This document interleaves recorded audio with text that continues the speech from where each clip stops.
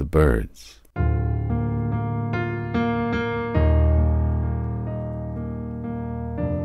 Written by Daphne du Maurier. Narrated by Edward E. French. Part 4.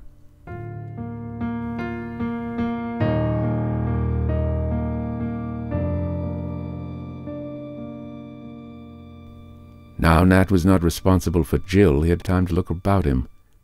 The birds were circling still above the fields, mostly herring gull, but the black-backed gull amongst them. Usually they kept apart, but now they were united. Some bond had brought them together. It was the black-backed gull that attacked the smaller birds, and even newborn lambs, so he had heard. He'd never seen it done. He remembered this now, though, looking above him in the sky. They were coming in toward the farm. They were circling lower in the sky, and the black-backed gulls were to the front. The black-backed gulls were leading. The farm, then, was their target. They were making for the farm. Nat increased his pace toward his own cottage. He saw the farmer's car turn and come back along the lane. It drew up beside him with a jerk. "The kid has run inside," said the farmer. "Your wife was watching for her. Well, what do you make of it? They're saying in town the Russians have done it. The Russians have poisoned the birds." "How could they do that?" asked Nat. "Don't ask me. You know how stories get around. Will you join the shooting match?" "No, I'll get along home. The wife will be worried else." "My missus says if you could eat gull, there'd be some sense in it," said Trigg. "We'd have roast gull, baked gull, and pickle 'em into the bargain. You wait until I let off a few barrels into the brutes. That'll scare him." "Have you boarded your windows?" asked Nat. "No, lot of nonsense. They like to scare you on the wireless. I've had more to do today than go around boarding up my windows." "I'd board them now if I were you." "Garn, you're windy. Like to come to our place to sleep?" "No, thanks all the same." "All right. See you in the morning. Give you a gull breakfast." The farmer grinned and turned his car to the farm entrance. Nat hurried on, past the little wood, past the old barn, and then across the stile to the remaining field.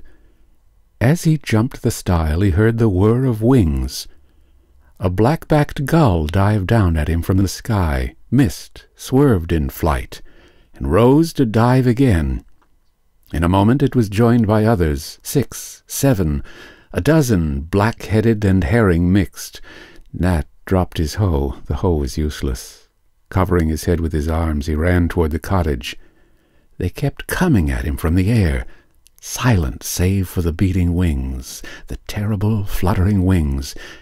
He could feel the blood on his hands, his wrists, his neck.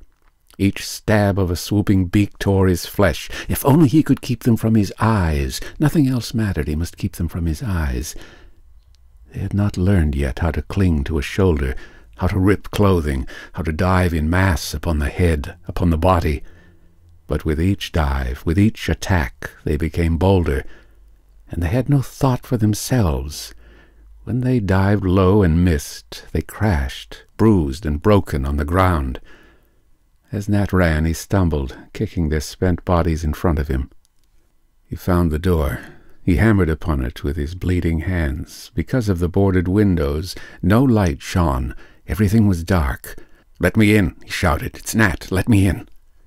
He shouted loud to make himself heard above the whir of the gull's wings. Then he saw the gannet, poised for the dive, above him in the sky. The gulls circled, retired, soared, one after another against the wind. Only the gannet remained, one single gannet above him in the sky. The wings folded suddenly to its body. It dropped like a stone. Nat screamed. And the door opened. He stumbled across the threshold, and his wife threw her weight against the door. They heard the thud of the gannet as it fell. His wife dressed his wounds. They were not deep. The backs of his hands had suffered most, and his wrists.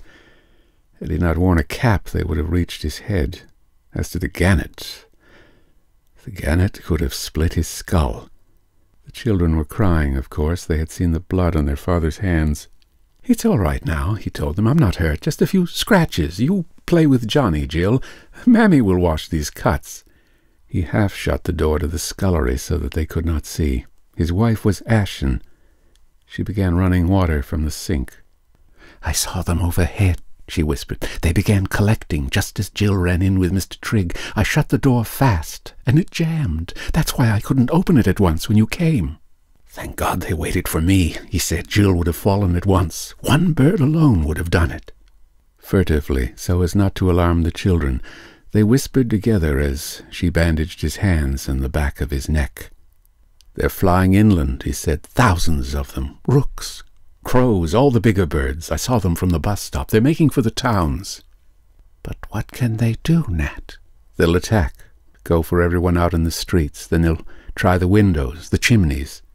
"Why don't the authorities do something? Why don't they get the army, get machine guns, anything?" "There's been no time. Nobody's prepared. We'll hear what they have to say on the 6 o'clock news." Nat went back to the kitchen, followed by his wife. Johnny was playing quietly on the floor. Only Jill looked anxious. "I can hear the birds," she said. "Listen, Dad." Nat listened. Muffled sounds came from the windows, from the door, wings brushing the surface, sliding, scraping, seeking a way of entry. The sound of many bodies, pressed together, shuffling on the sills. Now and again came a thud, a crash, as some bird dived and fell. "Some of them will kill themselves that way," he thought, "but not enough, never enough." "All right," he said aloud. "I've got boards over the windows, Jill. The birds can't get in." He went and examined all the windows. His work had been thorough. Every gap was closed. He would make extra certain, however. He found wedges, pieces of old tin, strips of wood and metal, and fastened them at the sides to reinforce the boards. His hammering helped to deafen the sound of the birds, the shuffling, the tapping. And more ominous, he did not want his wife or the children to hear it, the splinter of cracked glass. "Turn on the wireless," he said. "Let's have the wireless." This would drown the sound also. He went upstairs to the bedrooms and reinforced the windows there. Now he could hear the birds on the roof, the scraping of claws, a sliding, jostling sound. He decided they must sleep in the kitchen, keep up the fire, bring down the mattresses and lay them out on the floor. He was afraid of the bedroom chimneys. The boards he had placed at the chimney bases might give way. In the kitchen they would be safe because of the fire. He would have to make a joke of it, pretend to the children they were playing at camp. If the worst happened and the birds forced an entry down the bedroom chimneys, it would be hours, days perhaps, before they could break down the doors. The birds would be imprisoned in the bedrooms. They could do no harm there. Crowded together, they would stifle and die. He began to bring the mattresses downstairs. At the sight of them, his wife's eyes widened in apprehension. She thought the birds had already broken in upstairs. "All right," he said cheerfully. "We'll all sleep together in the kitchen tonight. More cozy here by the fire. Then we shan't be worried by those silly old birds tapping at the windows." He made the children help him rearrange the furniture, and he took the precaution of moving the dresser, with his wife's help, across the window. It fitted well. It was an added safeguard. The mattresses could now be laid, one beside the other, against the wall where the dresser had stood. "We're safe enough now," he thought. "We're snug and tight, like an air raid shelter. We can hold out. It's just the food that worries me. Food and coal for the fire. We've enough for 2 or 3 days, not more. By that time, no use thinking ahead as far as that. And they'd be giving directions on the wireless. People would be told what to do." And now, in the midst of many problems, he realized that it was dance music only coming over the air. Not Children's Hour, as it should have been. He glanced at the dial. Yes, they were on the home service, all right. Dance records. He switched to the light program. He knew the reason. The usual programs had been abandoned. This only happened in exceptional times, elections and such. He tried to remember if it had happened in the war, during the heavy raids on London. But of course, the BBC 10 was not stationed in London during the war. The programs were broadcast from other temporary quarters. "We're better off here," he thought. "We're better off here in the kitchen, with the windows and the doors boarded, than they are up in the towns. Thank God we're not in the towns." At 6 o'clock the record ceased. The time signal was given. No matter if it scared the children, he must hear the news. There was a pause after the pip start 11. Then the announcer spoke. His voice was solemn, grave, quite different from midday. "This is London," he said. "A national emergency was proclaimed at 4 o'clock this afternoon. Measures are being taken to safeguard the lives and property of the population, but it must be understood that these are not easy to effect immediately, owing to the unforeseen and unparalleled nature of the present crisis. Every householder must take precautions to his own building, and where several people live together, as in flats and apartments, they must unite to do the utmost they can to prevent entry. It is absolutely imperative that every individual stay indoors tonight, and that no one at all shall remain on the streets or roads or anywhere outdoors. The birds, in vast numbers, are attacking anyone on sight, and have already begun an assault upon buildings. But these, with due care, should be impenetrable. The population is asked to remain calm and not to panic.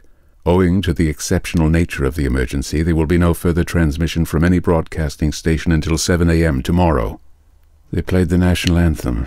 Nothing more happened. Nat switched off the set. He looked at his wife. She stared back at him. "What's it mean?" said Jill. "What did the news say?" "There won't be any more programs tonight," said Nat. "There's been a breakdown at the BBC." "Is it the birds?" asked Jill. "Have the birds done it?" "No," said Nat. "It's just that everyone's very busy, and then, of course, they have to get rid of the birds, messing everything up in the towns. Well, we can manage without the wireless for one evening." "I wish we had a gramophone," said Jill. "That would be better than nothing." She had her face turned to the dresser backed against the windows. Try as they did to ignore it, they were all aware of the shuffling, the stabbing, the persistent beating and sweeping of wings. "We'll have supper early," suggested Nat. "Something for a treat. Ask Mammy. Toasted cheese, eh? Something we all like?" He winked and nodded at his wife. He wanted the look of dread, of apprehension, to go from Jill's face. He helped with the supper, whistling, singing, making as much clatter as he could, and it seemed to him that the shuffling and the tapping were not so intense as they had been at first. Presently he went to the bedrooms and listened, and he no longer heard the jostling for place upon the roof. "They've got reasoning powers," he thought. "They know it's hard to break in here. They'll try elsewhere. They won't waste their time with us." Supper passed without incident, and then, when they were clearing away, they heard a new sound, droning, familiar, a sound they all knew and understood. His wife looked up at him, her face alight. "It's planes," she said. "They're sending out planes after the birds. That's what I said they ought to do all along. That will get them. Isn't that gunfire? Can't you hear guns?" It might be gunfire out at sea. Nat could not tell. Big naval guns might have an effect upon the gulls out at sea, but the gulls were inland now. The guns couldn't shell the shore because of the population. "It's good, isn't it," said his wife, "to hear the planes?" And Jill, catching her enthusiasm, jumped up and down with Johnny. "The planes will get the birds. The planes will shoot them." Just then they heard a crash about 2 miles distant, followed by a second, then a third. The droning became more distant, passed away out to sea. "What was that?" asked his wife. "Were they dropping bombs on the birds?" "I don't know," answered Nat. "I don't think so." He did not want to tell her that the sound they had heard was the crashing of aircraft. It was, he had no doubt, a venture on the part of the authorities to send out reconnaissance forces, but they might have known the venture was suicidal. What could aircraft do against birds that flung themselves to death against propeller and fuselage, but hurtled to the ground themselves? This was being tried now, he supposed, over the whole country, and at a cost. Someone high up had lost his head.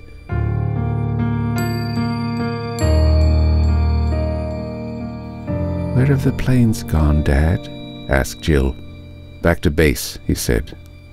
"Come on now, time to tuck down for bed."